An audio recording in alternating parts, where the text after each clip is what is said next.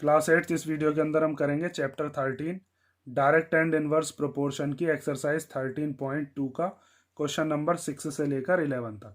तो question number 6 में दिया है a contractor estimates that 3 person could rewire Jasminder's house in 4 days।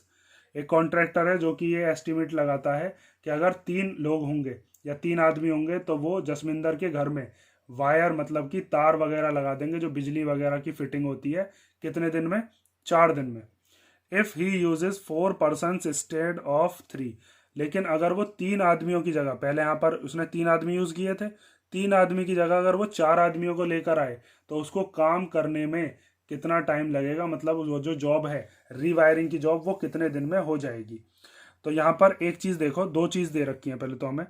एक तो हमें दिया है number of persons, number of persons, और एक दिया है हमें नंबर ऑफ डेज। ठीक है, नंबर ऑफ डेज। अगर 3 आदमी हैं तो वो काम करने में कितना टाइम लगाते हैं? 4 दिन। ठीक है, और अब उसने कहा है अगर वो 4 आदमी ले आए, मतलब कितने पर्सन ले आए? 4। ये क्या है? ये है पर्सन्स। ठीक है, पर्सन के सामने यहाँ पर ये पर्सन। तो अब कितने दिन में हो जाएगा काम?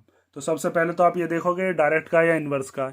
ये भी इनवर्स का ही है क्योंकि पूरी 13.2 इनवर्स की है। लेकिन पहचान कैसे कर रहा हूं मैं कि अगर आप 3 की बजाय 4 आदमी ले आए तो अब एक आदमी अपना कुछ काम तो करेगा ही, तो वो भी अपना काम बटाएगा, तो अब काम जल्दी होगा। जब हम आदमी ज़्यादा लगा देते हैं तो हमारा काम जल्दी जल्दी होने लग जाता है। ठीक है, तो यहाँ पर नंबर ऑफ पर्सन्स जब इंक्रीज हो रहे हैं तो नंबर ऑफ डेज क्या हो जाएंगे?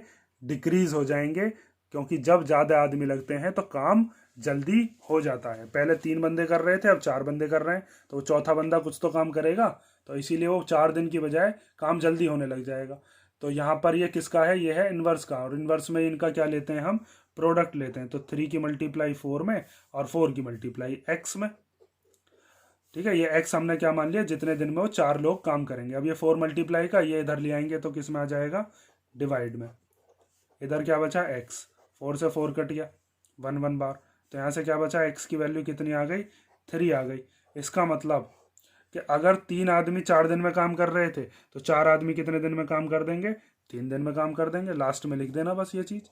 Hence 4 persons will complete the job in 3 days। ठीक है, इसने बताया था 3 आदमी 4 दिन में काम कर रहे हैं, हमने बता दिया 4 आदमी 3 दिन में काम कर देंगे। ठीक है, सिंपल सा क्वेश्चन था। क्वेश्चन नंबर 7 देखते हैं। चलो, क्वेश्चन नंबर 7 में दिया है a batch of bottles were packed in 25 boxes with 12 bottles in each box. मतलब एक बोटल्स वगैरह को पैक किया जा रहा है किसी बॉक्स के अंदर। तो अगर 12 बोतल रखी जाती हैं एक बॉक्स के अंदर तो टोटल 25 बॉक्स में हमारा काम चल जाता है। If the same batch is packed using 20 bottles in each box, how many boxes will be filled. अगर एक बॉक्स के अंदर कितनी बोतल आ जाएं? 20 बोतल आ जाएं, तो अब कितने बॉक्सेस चाहिए? तो बहुत सिंपल है ये भी। इसके अंदर हमें एक चीज पता चल रही है कि पहले हम एक बॉक्स के अंदर कितनी बोतल रख पा रहे थे? 12, और अब एक बॉक्स के अंदर कितनी बोतल रख पा रहे हैं हम? 20। मतलब अब वाला जो बॉक्स होगा वो बड़ा होगा। तो जब बड़ा बॉक्स है तो उसके अंदर तो हम कम बॉक्सेस से भी काम चला लेंगे, क्योंकि बड़े बॉक्स के अंदर ज़्यादा बोतल आ रही है। तो बोतल तो क्या हो रही हैं? इंक्रीज, और नंबर ऑफ बॉक्सेस क्या हो जाएंगे? डिक्रीज हो जाएंगे। ठीक है, तो यहाँ पर आप क्या लिखोगे? 2 चीज़ लिखोगे। एक तो है नंबर ऑफ बॉक्सेस, और दूसरी चीज़ क्या है? Number of bottles. Number of bottles. तो बॉक्सेस अगर हैं कितने? 25, तो हर एक बॉक्स के अंदर कितनी बोतल रखी जाएंगी? 12। और अगर उसी बैच में बोतल कितनी हो जाए? 20, तो अब कितने बॉक्स चाहिए? अब तो बॉक्स चाहिए कम। क्यों? कि पहले एक बॉक्स के अंदर 12 आ रही थी, अब 20 आ रही हैं, तो बॉक्स तो अब कम ही चाहिए। तो हम क्या काम करेंगे? 25 की मल्टीप्लाई 12 में और x की मल्टीप्लाई किस में? 20 में। ये मल्टीप्लाई का कहाँ चला जाएगा? डिवाइड में। ये आ गया 20 डिवाइड में, इधर क्या बचा? x। ये दोनों के दोनों आते हैं 5 की टेबल में। 5 5 जा 25, 5 4 जा 20। 12 और 4 आते हैं सेम टेबल में, 4 1 जा 4 और 4 3 जा 12, तो 5 3 जा कितना आ गया 15। ये आ गया हमारे पास क्या, नंबर ऑफ बॉक्सेस, जिन बॉक्सेस के अंदर वो बोतल रख दी जाएंगी। तो यहाँ पर हम लिख देंगे hence total 15 boxes would be filled. देखो इस चीज़ को आप एक तरीके से और समझो कि 25 बॉक्सेस थे और हर बॉक्स के अंदर कितनी बोतल आ रही थी 12, तो दोनों की अगर मल्टीप्लाई में कर देता तो दोनों की मल्टीप्लाई करके कितना आता मेरे पास 300 आ जाता। ठीक है, मतलब टोटल कितनी बोतल है हमारे पास 300 बोतल है। अब उसके बाद आप लेकर आए ऐसा बॉक्स जिसमें एक बक्से के अंदर या एक बॉक्स के अंदर कितनी बोतल रख दी जाती हैं 20, तो 300 को डिवाइड कर दिया किससे, 20 से डिवाइड कर दिया, 0 से 0 कट गई, 2 से कट गया कितनी बार 15 बार। तो अब कितने बॉक्सेस की जरूरत पड़ेगी, बस 15 बॉक्सेस की। पहले कितने बॉक्सेस चाहिए थे, पहले थे 25, क्योंकि उसके अंदर कितनी बोतल रख रहे थे 12, 300 बोतल थी टोटल, और 300 बोतल्स में से अगर 20 बॉक्सेस के अंदर 20 बोतल एक बॉक्स के अंदर रख रहे हैं तो कितने बॉक्सेस से काम चल जाएगा 15 बॉक्सेस से। ठीक है, दोनों तरीके से मैंने आपको समझा दिया। अब देखते हैं हम क्वेश्चन नंबर 8। तो क्वेश्चन नंबर 8 में दिया है a factory requires 42 machines to produce a given number of articles in 63 days. एक फैक्ट्री है जिसके अंदर कितनी मशीन है 42 मशीन, और वो 42 मशीन जो है कुछ आर्टिकल्स बनाती हैं, आर्टिकल मतलब कोई भी सामान हो सकता है, और उसको बनाने में वो कितना टाइम लगाती हैं 63 डेज। तो हमारे पास एक तो दे रखी है नंबर ऑफ मशीन्स, ठीक है, और एक हमें क्या दे रखा है number of days, number of days. तो अगर हमारे पास 42 मशीन है तो हमारा काम कितने दिन में हो जाएगा 63 डेज में। How many machines would be required to produce the same number of articles in 54 days. अब ये कह रहा है कितनी मशीन चाहिए कि हमको वही काम कितने दिन में करना है 54 डेज में। पहले हम काम कर रहे थे कितने दिन में 63 डेज में, अब 54 डेज में करना है, तो अब काम आपको जल्दी चाहिए। पहले 63 डेज में कर रहे थे, अब कितने में चाहिए 54 डेज में, मतलब आपको काम जल्दी कराना है। तो जब आपको काम जल्दी कराना है तो आपको मशीनें ज़्यादा लानी पड़ेंगी या नहीं। तो यहाँ पर हम मशीन्स को कितना मान लेते हैं x। ठीक है, तो यहाँ पर आप एक चीज़ देख सकते हो कि नंबर ऑफ डेज क्या हो गए, यहाँ पर डिक्रीज हो गए। आपको अगर काम जल्दी कराना तो मशीन क्या करनी पड़ेंगी, मशीनें बढ़ानी पड़ेंगी, तभी आप काम को जल्दी जल्दी कर पाओगे। 63 डेज नहीं है आपके पास, 54 डेज हैं काम को जल्दी जल्दी करने के लिए, तो आप मशीनें और ख़रीद के लाओ और काम को करो। तो एक चीज़ डिक्रीज और एक चीज़ इंक्रीज होगी, तो ये भी किसका हो गया इन्वर्स प्रोपोर्शन का, और इन्वर्स प्रोपोर्शन में इन दोनों का प्रोडक्ट इक्वल होता है। तो 42 की मल्टीप्लाई 63 में और x की मल्टीप्लाई 54 में, तो ये 54 मल्टीप्लाई का इधर आएगा तो डिवाइड में, तो 42 इंटू 63 और अपॉन में 54 और इक्वल टू में है x। इन दोनों को कैंसिल कर लो, ये दोनों ही 9 के टेबल में आते हैं अगर 9 का टेबल आपको आता हो तो, या फिर इन दोनों को काट सकते हो, ये दोनों 2 के में आते हैं, ये दोनों 3 के में आते हैं, किसी से भी काट लो जिससे मन करता हो। 9 से काट, सेम टेबल देख लेना, लेकिन मन का मतलब ये नहीं है किसी से भी काटने लग गए। 9 से कैंसिल करते हैं तो 9 6 जा 54 और 9 7 जा 63। उसके बाद 6 से ये कैंसिल हो जाएगा, 6 के टेबल में आता है 6 1 बार, और 6 के टेबल में 42 आता है कितनी बार 7 बार, तो 7 7 जा कितना हो जाएगा 7 7 जा हो गया 49। मतलब कितनी मशीन लेकर आ जाओ 49 मशीन। 49 मशीन होंगी तो हमारे पास कितने दिन में काम हो जाएगा 54 डेज में। तो लास्ट में लिख दोगे हैंस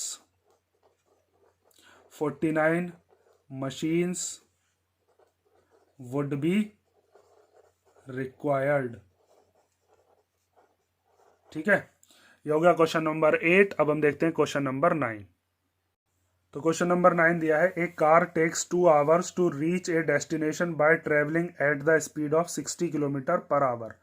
एक कार 2 घंटे लगाती है अपने जहां भी उसको डेस्टिनेशन, जहां भी उसको पहुंचना है, कितने की स्पीड से अगर वो जाए 60 की स्पीड से। How long will it take when the car travels at the speed of 80 kilometre per hour. अगर वो अपनी स्पीड को 60 की बजाय 80 कर दे तो अब उसको कितना टाइम लगेगा।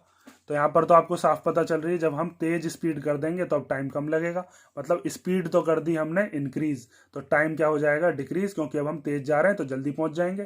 तो यहाँ पर हमें 2 चीज़ दे रखी हैं, एक तो है स्पीड, और स्पीड किस में है हमारी, किलोमीटर पर आवर में, दोनों किलोमीटर पर आवर में ही होनी चाहिए।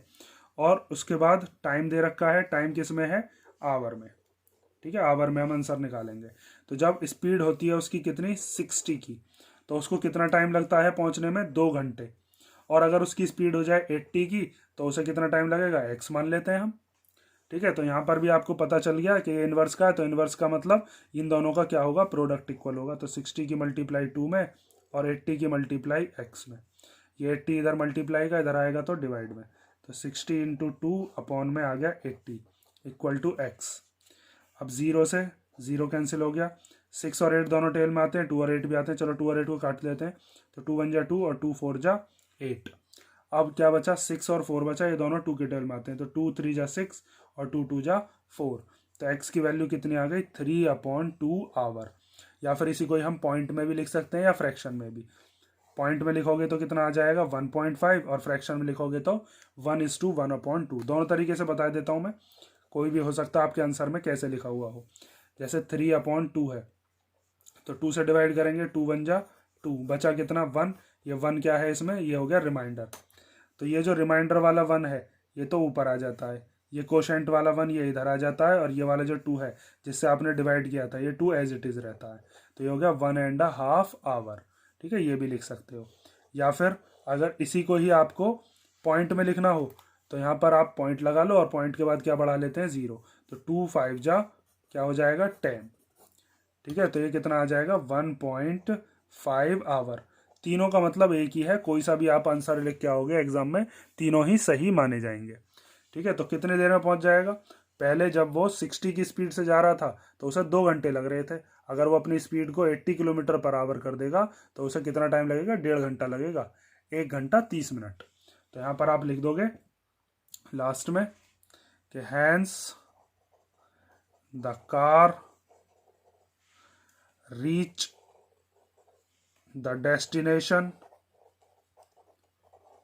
इन कितने आवर्स, 1:1/2 आवर्स, ठीक है, मैंने ये वाला लिख दिया है।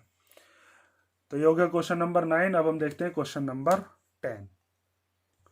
तो क्वेश्चन नंबर 10 दिया है 2 persons could fit new Windows in a house in 3 days।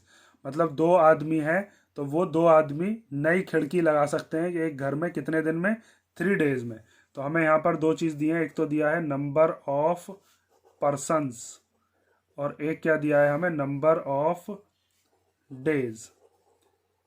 अगर 2 पर्सन है मतलब 2, तो वो कितने दिन में काम कर देते हैं, खिड़की लगा देते हैं 3 दिन में।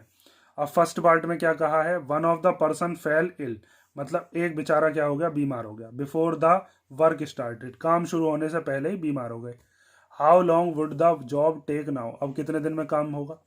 तो पहले 2 लोग आ रहे थे काम करने के लिए तो वो 3 दिन में काम कर देते, लेकिन अब एक तो आया ही नहीं, एक तो बीमारी हो गया, तो 2 - 1 एक आदमी आएगा बस काम करने के लिए।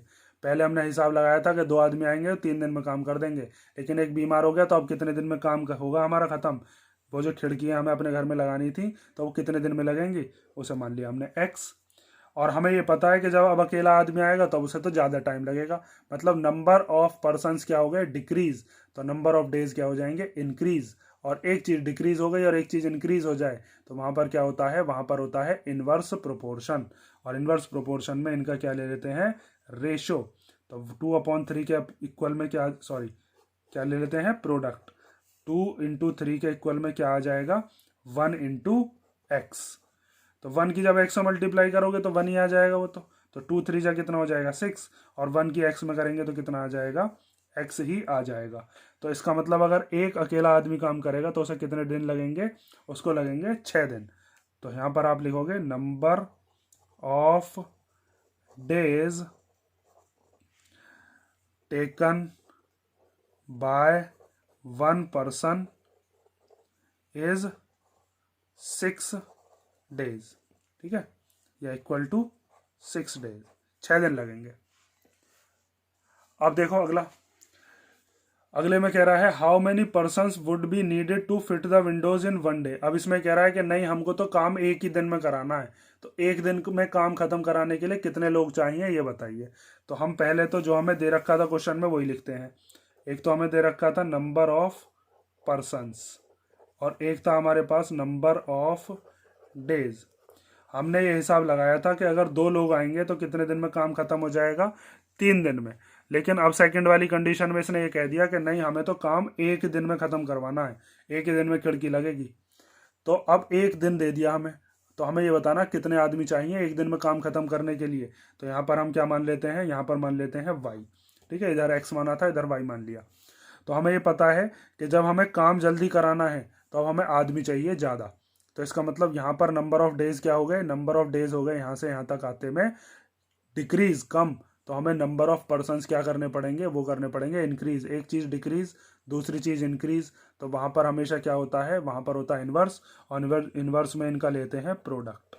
तो 2 के मल्टीप्लाई में आ गया 3 और y के मल्टीप्लाई में क्या आ गया 1। तो 2 3 जा कितना हो जाएगा 6 और 1 में किसी की मल्टीप्लाई करते हैं तो वही नंबर आ जाता है। तो इसका मतलब नंबर ऑफ पर्सन्स कितने चाहिए हमें, number of persons needed equal to कितने हो गए 6 पर्सन्स। मतलब 1 दिन में अगर आपको काम खत्म करवाना है, वो खिड़की लगवानी है, 1 ही दिन में काम खत्म हो जाए तो 6 आदमियों को बुला के ले आओ और उस काम को खत्म करवा लो। 10 क्वेश्चन हो गया। इसमें ये चीज़ ध्यान से कर लेना, यहाँ पर क्या निकालना था, यहाँ पर नंबर ऑफ डेज निकालने थे, यहाँ पर नंबर ऑफ पर्सन्स। ध्यान से समझ लेना, और अगर समझ में नहीं आया तो 1-2 बार इसको रिवाइंड करके दोबारा देखो। क्वेश्चन नंबर 11 देखो।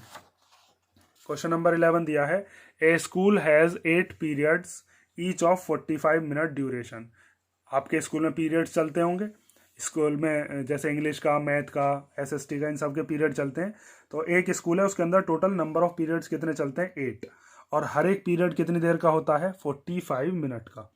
उसके बाद इसने कहा है how long would each period be if the school has 9 period. अगर स्कूल में टोटल पीरियड कितने कर दिए जाएं 9, assuming the number of school hours to be the same. और आप ये मान के चलोगे कि स्कूल की जो टाइमिंग थी ना वो सेम ही रहनी है, मतलब जितने बजे पहले छुट्टी होती थी और सुबह जब आप जाते थे वो टाइमिंग तो सेम ही है, लेकिन जो पीरियड थे पहले 8 थे वो पीरियड अब करने हैं 9। ये नहीं है कि आप पहले आपकी छुट्टी जितने बजे हो रही थी उससे ज़्यादा टाइम बढ़ा दिया गया और बाद में छुट्टी होगी, नहीं, टाइम वही है। उसी टाइम स्लैब के अंदर नंबर ऑफ पीरियड अगर 9 कर दिए जाएं तो कितने घंटे का एक पीरियड होगा या उसका ड्यूरेशन क्या होगा। तो यहाँ पर एक तो हमें दे रखा है नंबर ऑफ पीरियड, तो यहाँ पर हम लिखते हैं नंबर ऑफ पीरियड, और एक क्या दे रखा है हमें, duration of period, duration of period, और ये किस में दे रखा है हमें, इन मिनट्स। ठीक है, अगर 8 पीरियड्स हैं तो एक पीरियड कितने का रखना पड़ता है 45 मिनट का। अगर 9 पीरियड हो जाएंगे तो कितने का बनाना पड़ेगा एक पीरियड, उसको मान लिया हमने x। तो आप एक चीज़ समझो यहाँ पर कि जैसे आप पीरियड जब बढ़ा रहे हो तो आपको क्या काम करना पड़ेगा, हर एक पीरियड में से थोड़ा थोड़ा टाइम कम करना पड़ेगा और तब जाकर एक 9वां पीरियड बन पाएगा। मतलब ये जो हमारे पास टाइम है ये टाइम क्या करना पड़ेगा हमें कम, जब हमने पीरियड क्या कर दिया, बढ़ा दिया। तो यहाँ से यहाँ तक आते में ये पीरियड क्या हो रहा है, ये हो रहा है इंक्रीज। तो हर एक पीरियड का टाइम क्या करना पड़ेगा, डिक्रीज करना पड़ेगा, तब कहीं जाकर एक नया पीरियड हम निकाल पाएंगे, क्योंकि टाइमिंग तो वही रहनी है, स्कूल का टाइमिंग चेंज नहीं करना। तो एक चीज़ इंक्रीज, दूसरी चीज़ डिक्रीज, तो वहाँ पर हमेशा क्या होता है, वहाँ पर होता है इन्वर्स, और इन्वर्स में इनका क्या लेते हैं हम, प्रोडक्ट। तो 8 की मल्टीप्लाई 45 में और 9 की मल्टीप्लाई x में। ये 9 चला जाएगा कहाँ पर, डिवाइड में। तो 8 इंटू 45 और अपॉन में कितना आ गया 9 इक्वल टू में x। 9 से कट गया कितनी बार, 5 बार।